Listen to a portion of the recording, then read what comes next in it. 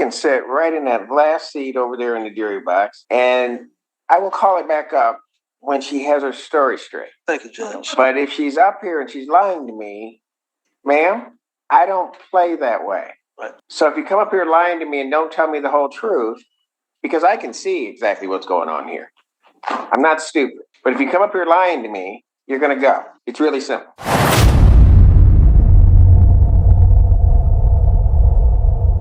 Thank you, Your Honor. Court calls case People versus Julie Vampa Pachon. I mess it up every time. I had that 5 times. All right. The Assistant Public Defender on behalf of Miss Julie Vapachon. That's right. All right. Please take your. Prosecuting Attorney Morgan Barroso on behalf of the people. Please take your stand for the record. Julie Vapachon. Thank you, Judge. I have spoken to Ms. Barroso and to Ms. Vapachon about this matter. We are close to a resolution. The people have made a reasonable offer. Go ahead. Have made a reasonable offer. The issue is there's an MDLP that's going to be requiring something to be paid off that may have already been paid off. So I need to get a receipt from Ms. Vapachon before we're prepared to resolve it. Well, we're done. Before we're prepared to resolve it. So I'm asking for a short, either 1, 2, or 3 week adjournment, whatever fits the court schedule best, to get that receipt and turn it over to Ms. Barroso to see if that will help to resolve the matter. Okay, that's fine. Hey, but is there a reason why she hasn't been going to community corrections? I was sick. I was in the hospital. She missed. She had a court date scheduled for February 14th. That was also. No, I understand that, but she had missed to January 10th. She tested negative. January 19th, she missed. January 22nd, she missed. January 24th, she comes in, test positive for THC. And then she misses February 7th. And then misses February 9th. And according to this, was in the hospital on the 13th through the 15th. Okay. So I understand what the court said. Allen. She missed several tests. It sounds like in late January into February. And the only test that she then took for that period was positive. So I know she was in the hospital, which is why the February 14th court date was adjourned. Right, I have that one, Right. but she hasn't been testing. Okay. She did indicate that she went to go test today. They did not drop her. They told her to wait till after court. Yeah, because she hasn't been testing. Fair. And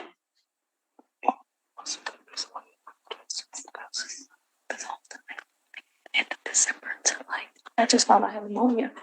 And I was sick, I just hadn't it. Whatever.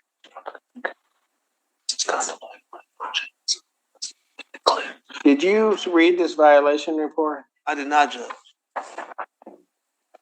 Because I don't know what's going on with this individual, but the very first conversation, there's a call made to the phone, and it looks like some games are being played with community corrections.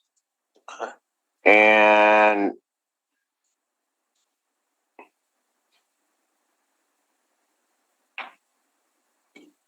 she tests positive for marijuana, but then indicates she doesn't have a MMC. She doesn't have a medical marijuana card.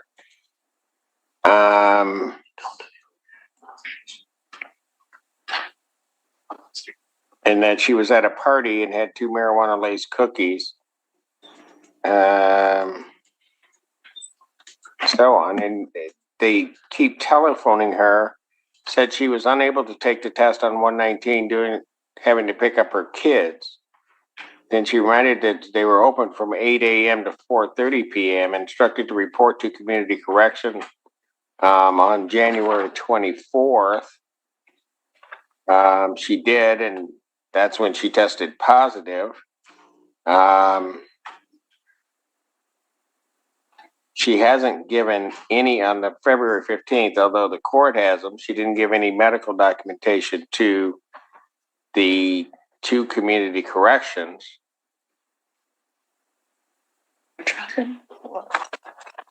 Wow. He said you didn't give it to the court. You must have given it to Ms. Gaines. Oh. Yes, my understanding is she was working with Ms. Gaines. I guess that must be how the court ultimately received. Pardon? You said that the court had not received the hospitalization. I have it. I have the hospital. That's fine with me. It's the stuff before this that is very concerning because she does her first test, she's negative. Then she just doesn't seem to do testing as though she's not taking what the court says very serious. I'll continue to go test. And then she's talking about, then there's this whole issue with the phone back at the beginning of January about the appointment.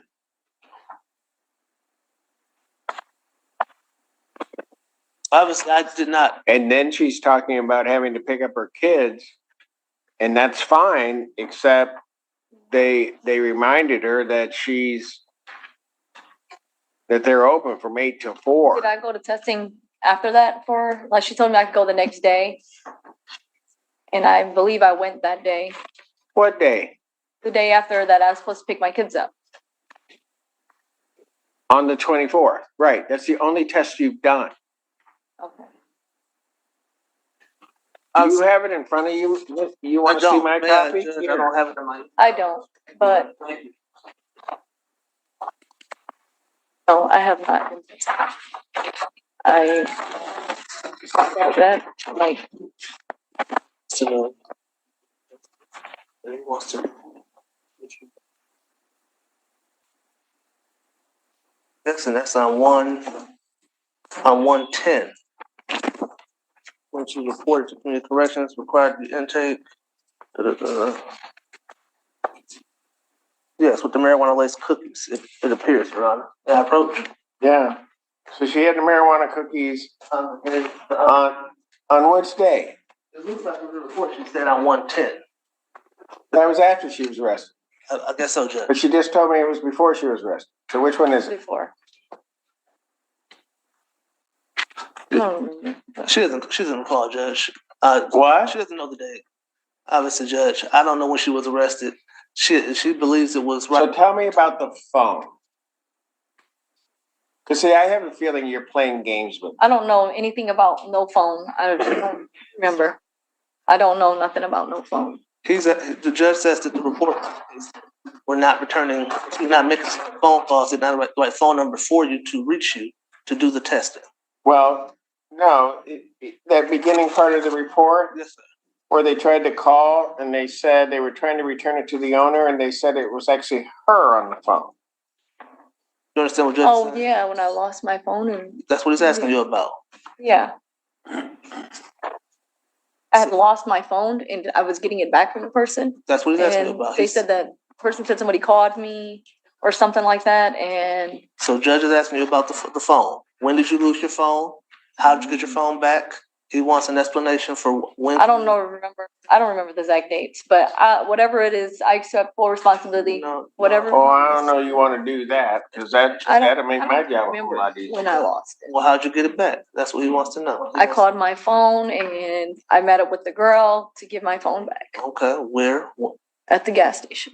Okay, how'd she get it? I left it there. At the gas station. What gas station? He wants them details. The Citgo gas station right here outside of Hogback, whatever it's called right here. Okay.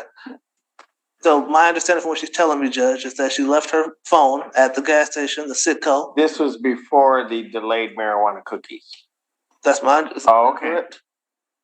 This is after the cookies. I ate the cookies before I was arrested. A couple days before that, I got arrested on the 31st. Ma'am.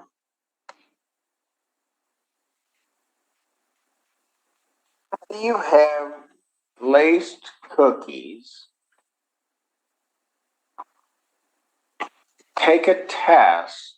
It shows up negative.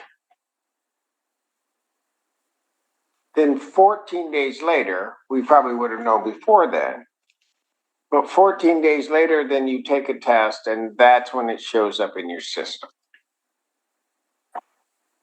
The judge is saying that it should have showed up immediately. That's what he's suggesting. Okay. So he wants to know how is that possible?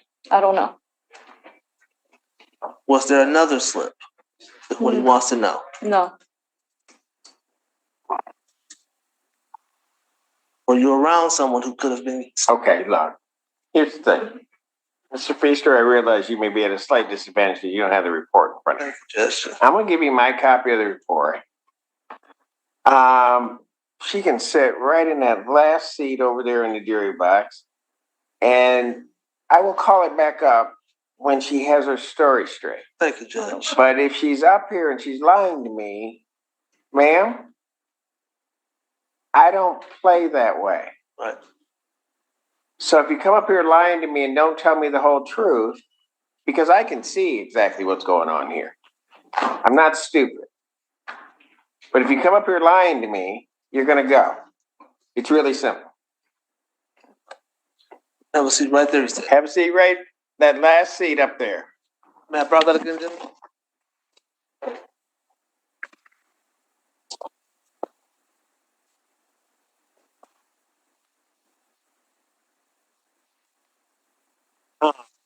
Two o'clock block already? No, I'm going to take a break. Vincent, why'd you go like, what do you have?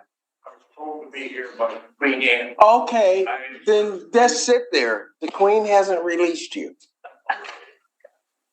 I have two to substitute in for Reggie. You got someplace to go? Yes. No, he doesn't. I'm going to grant the motions. So if you want to go, go. And can I leave? Yes. Court's going to stand in brief recess about just 5 or 10 minutes. All rise.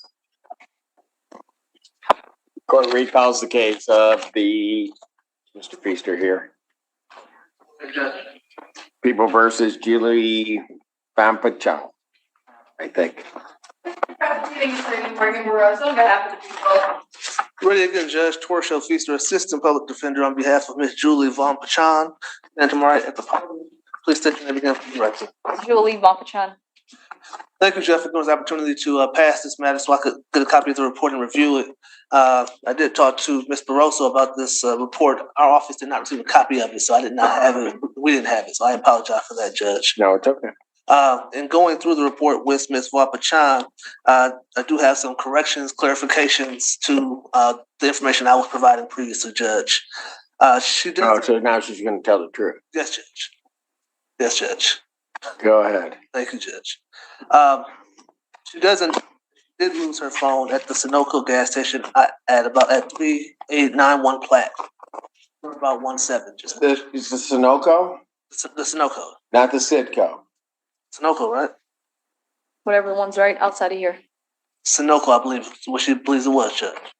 She says that that phone was recovered prior to her first meeting with Community Corrections when she got her phone back on 1/9 of 2024.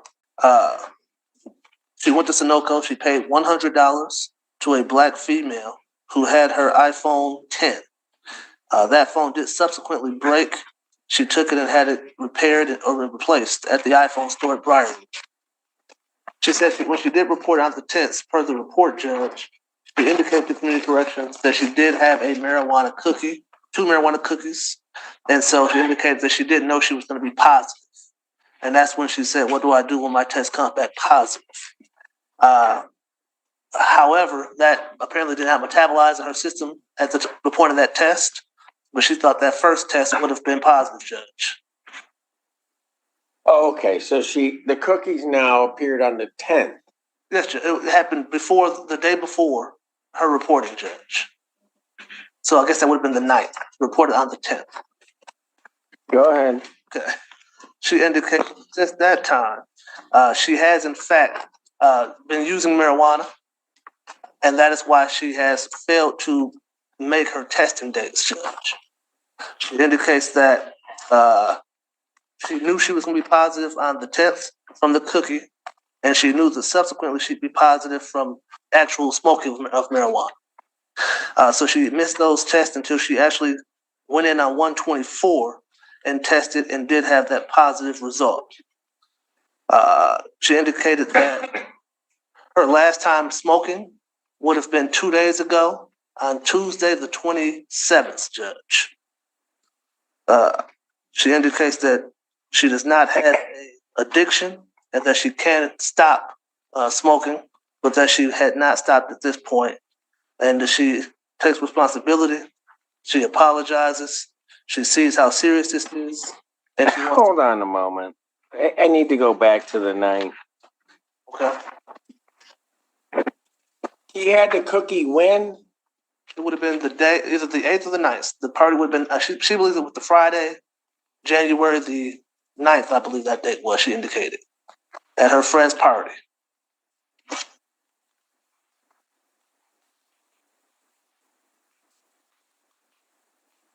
Obviously, When did she get out of jail? she got out on or about 12:30. Because community correction received this order for her testing on December 30th. On December 3rd? Yes, Judge. December 30th. It says new order received on 12/30/2023. Right. So that's when she would have been released, I assume, Judge. And she doesn't report until the 9th or the 10th. Correct, Judge. Why is she late reporting? Well, she didn't call initially, Judge. Why? She apparently didn't want to, Judge. Then she lost her phone on or about January 7th. Just trying to be honest with you, Judge, that's what happened. Okay? On the 7th, she lost her phone. She recovered it on the 9th. She had that cookie. And then she reported on the 10th, Judge. Since that time, like I indicated, she has been smoking marijuana due to the stress of the situation. She's not denying that. And that's why she has failed to make subsequent reports aside from that January. So she just decided that she just was going to do it her way. She did, Judge. She did. And she's not denying that, Judge. Not now. But obviously, I've impressed upon her. So why did she go over the data test? My understanding, she spoke to Ms. Gaines, and Ms. Gaines told her she had some prior failures to report, and that she knew she had to go report. So she went today. So she tried to actually comply, and I told her now how serious this is. I don't know if that was impressed upon. So she just started taking marijuana without a card in violation of the order on the 8th, 9th of January. That's the cookie. Right. Subsequent to that, she started smoking. So before that, what? Before that, she indicated she didn't use often. Not never, but not often. But now she's been using pretty much 3 days a week. That's that time. And she knows she's not supposed to. She does, Judge. You understand? Something that she's not denying now. She was scared, and obviously she has 2 small children. She has a full-time job. She didn't want to lose her job, didn't want to have difficulty with her children. Understands now, she just can't do it. She doesn't have a medical marijuana card. She has no excuse. And she knows that Your Honor's not playing about marijuana, not playing about following court orders. And she indicates that she is given the Well, it's the court, and I'll tell you, it's the court gave her an order. Yes, Judge.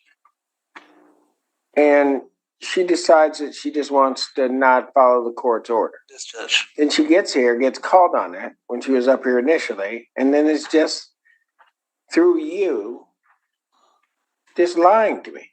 Yes, Judge. I apologize, Your Honor.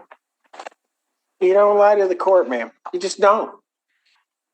I'll deal with the truth. We can work that out. But if you're going to sit here and lie to me, then that's going to be a problem, and you're going to pay a consequence for that. That's what I told her in the box, Judge. When I sat down with her, I told her that she has to be straight with you. If you tell the truth, you generally work with people. Okay, that she apologized and she's sorry. That she wanted me to tell you what was going on, how she got to this point. She said she's had difficulty dealing with the stress of the situation. She's looking forward to getting this resolved. The prosecutor did make her a very reasonable offer. We're just trying to get proof of that payment for the destruction of the broken window to try to get these pled out. But obviously, she needs some help.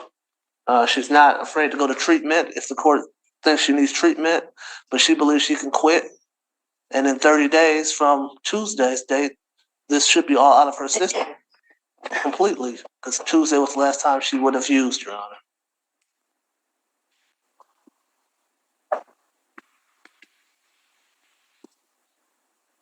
But she did. The 27th. She just kept doing it. Yes, Judge.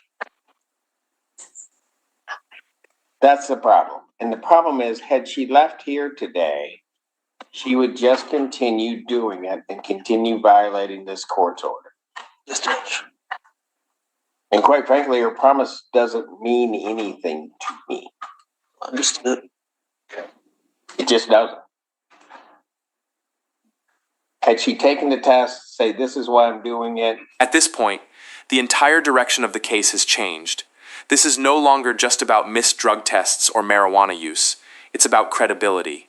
In virtually every American courtroom, especially during pretrial release or bond supervision, judges expect strict compliance with court-ordered conditions. Missing tests is typically treated the same as failing them because the court cannot verify compliance. But what really caught the judge's attention here was the repeated inconsistency in Julie's explanations.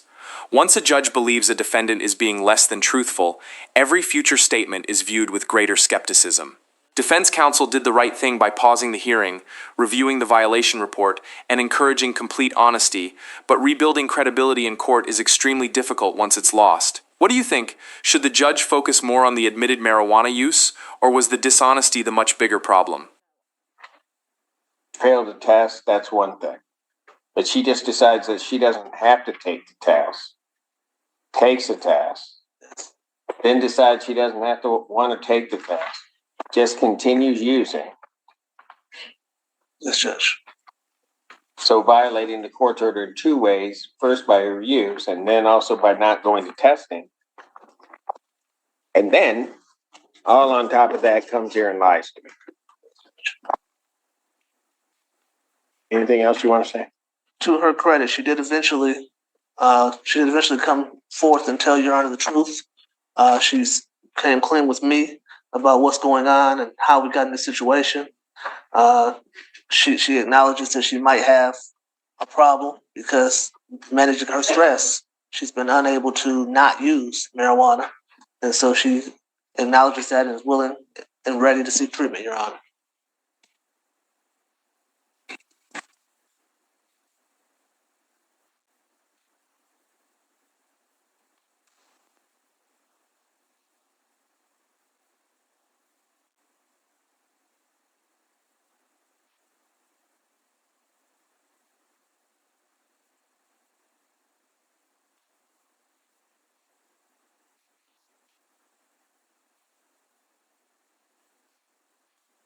Your screen is locked on your phone. How is somebody else using your phone? My screen, they can answer calls still. Can they call out? No, and they did. So I don't believe the phone thing either, even now as you're saying. No.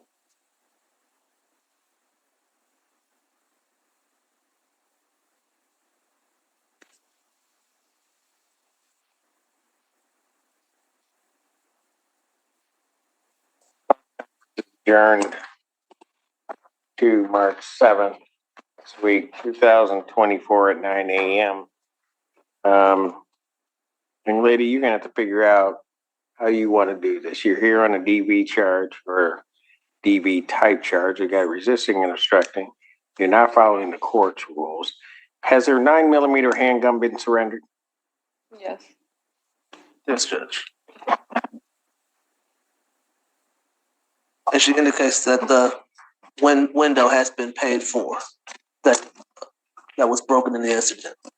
You got to follow the rules. And the most important thing is you don't lie to me. Understood, Judge.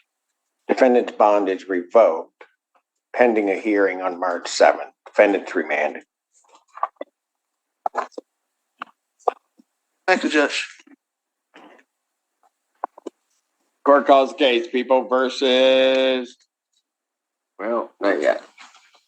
She there? Julie Vancapon. Assistant Prosecuting Attorney Mark Barroso on behalf of the court. Alex Warren Green on behalf of Ms. Bonkachan. Please state your name. Julie Bompachan. Your Honor, this time we're asking the court to set the matter for a preliminary examination. If I may address bond. Sure. Thank you, Your Honor. Ms. Bonkachan was last before the court a week ago. That time she was remanded for bond violations. I believe she had 2 missed tests and a positive test. That and lying.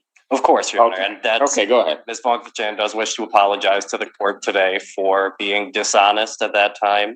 She's assured me that she will continue testing, that she knows what she needs to do, that if her phone wasn't working or anything else like that, that's really not an excuse to miss testing. She's fully employed at the University of Michigan Hospital. Sorry, Your Honor. And cares for her 2 children. Right now, her 2 children are living with her sister, so we're just asking the court to consider reducing her bond. Right now, she's held without bond or a personal bond.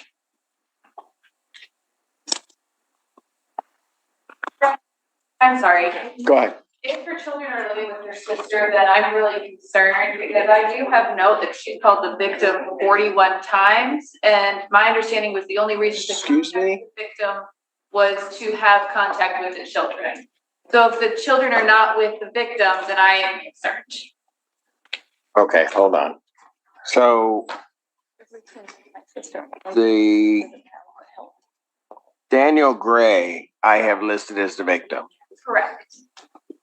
Found the street. There is contact allowing for conversations about the children. That was my understanding of the bond conditions. So if the children are with her sister, I see no reason for her to have contact with the victim. Well,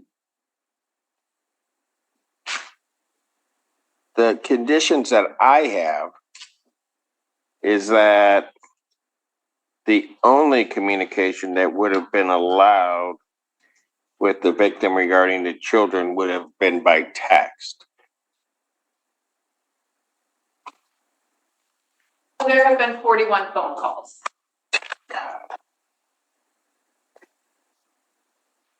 Your Honor, that's the first I've heard of her making any phone calls from the jail. My understanding is that the children are living with Ms. Bonkachan's sister and that they do spend time with their dad, who's the complaining witness in this case as well. And prior to her incarceration, it sounds like she did have contact with her dad for purposes of raising the With children. who? With Mr. the Gray. children's dad, the complaining witness in this matter. Right. Yep.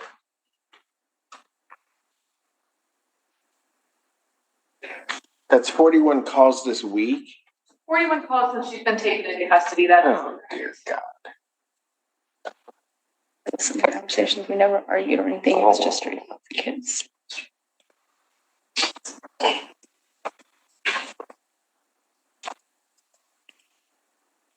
Counsel, Well, Your Honor, that's the first I've heard of it. I don't think do Ms. you Bonkachan. want to talk to her about it? Because, I mean, here's the problem. Problem is her bond conditions are that she could only communicate with that individual by text. I realize being in custody that may not be able to happen. But then the only communication that can occur via text is it has to be regarding the children. You got 41 calls to this person. I have 41 calls to this person and then find out that the person that would be caring for the children is not this person, is not the victim. That's a problem. Just on the face of it, it's a problem. I understand that, Your Honor, and I know Ms. Fonfachan's primary. I hate to do concern this is to the her sheriff's children. department. Why don't, because theoretically, she may have been released. But this throws a whole new light on everything because she hasn't been doing any, I mean, she's just making her own rules, which is really part of the problem with how she got herself in, outside of lying to me. And now, and not following her bond conditions. And then now I've got another one, potential. So let me do this. The sheriff's office would be so kind. Take her back. You might want to talk to her because otherwise.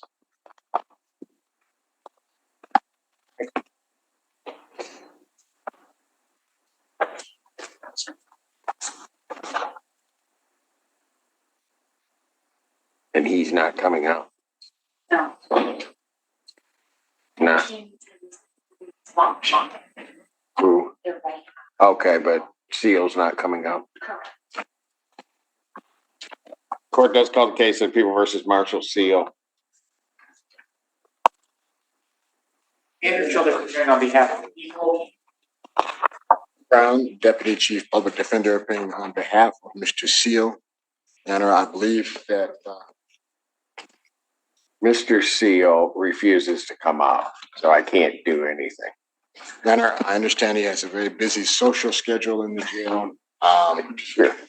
He wanted to squeeze you in. If we adjourn this, I'm sure he can clear his schedule. Okay, that's what I'll do.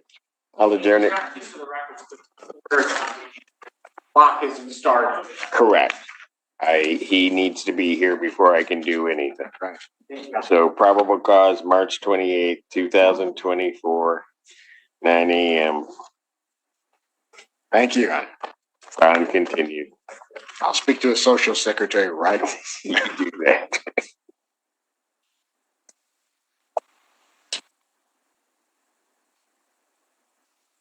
Case People versus Dr. Trump. Assistant Prosecuting Attorney Morgan Barroso, on behalf of the people. And Alex Warren Green on behalf of Ms. Fonfachan. State your name again. Julie Bompachan. Thank you. Your Honor, I had an opportunity to speak with Ms. Fonfachan. I addressed the phone calls with her. And, you know, Ms. Fonfachan doesn't deny calling the complaining witness in this matter. I don't know the subject matter of those calls, but what Ms. Fonfachan tells me is that that subject matter, when those calls are reviewed, is going to come back largely regarding the children, and that the discussions they were having were about the children. The children are staying with her sister while the complaining witness is working. That is filling the void left by Ms. Fonfachan being in custody. Before Ms. Fonfachan was in custody, the children would stay with her while the complaining witness worked, and when he wasn't working, would stay with him. So that arrangement is the same. It's just that Ms. Fonfachan's sister is taking care of the children while the complaining witness is at work. So, again, I don't know the subject matter of those calls. What Ms. Fonfachan Okay, so and you don't know from the people, you don't know the subject matter of the calls. Your Honor, when I saw 41 calls, I was under the impression that they would be related to the children, but that doesn't eliminate my concern. I know. And I'm also concerned that her representation is largely related to the children, which to me leaves room for an understanding that there's other things being discussed as well. And Your Honor, what Ms. Fonfachan tells me is that none of their communications regard the case. None of them are communications regarding what the complaining witness should do or can do or may do. It's nothing to do with that. Okay, I get that. But all that does is stop additional charges. Right? Of course. Or that goes to whether or not there would be additional charges coming from the prosecutor's office. They don't go to what is another violation of the court's order. I mean, just the call itself.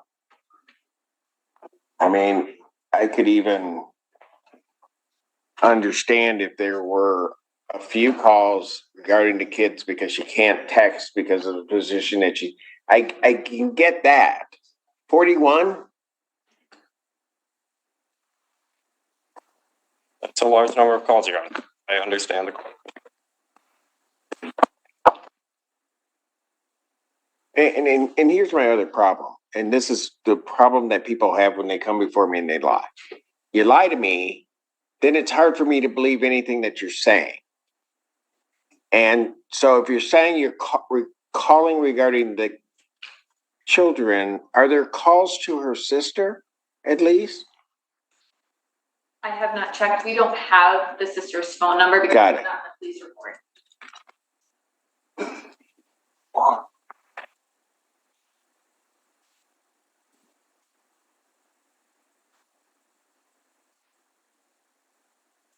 Counsel, how soon can you get the phone calls to?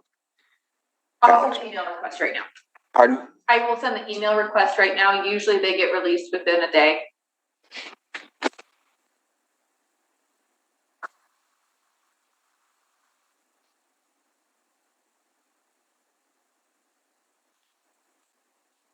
Well, during the probable cause out 1 week. Or is that what we were doing on this? Yeah. I'll adjourn our probable cause out 1 week to the 14th. 9 a.m. Get the calls over. At this point, I'm not going to set it for exam. At this point, what I'm going to do is then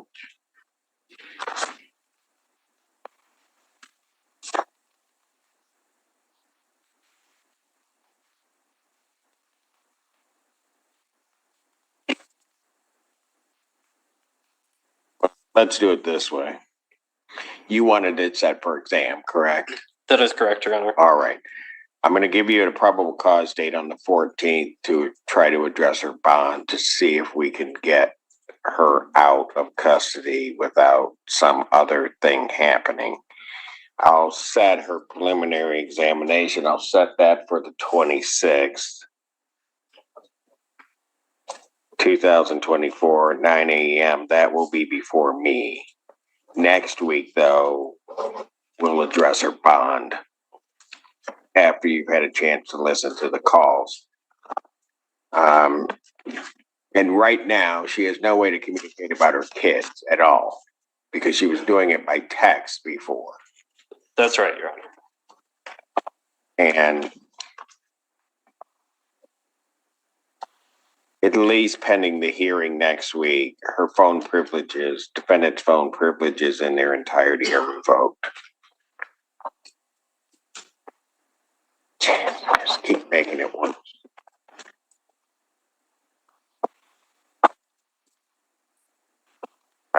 Continue. Thank you. This hearing is a perfect example of how courtroom outcomes often depend on much more than the original criminal charge. Julie's situation escalated because the court believed she repeatedly violated bond conditions, skipped mandatory testing, admitted continued marijuana use without authorization, and most importantly, failed to be truthful when questioned. Even after later admitting what happened, the judge emphasized that honesty from the very beginning is what allows a court to consider leniency.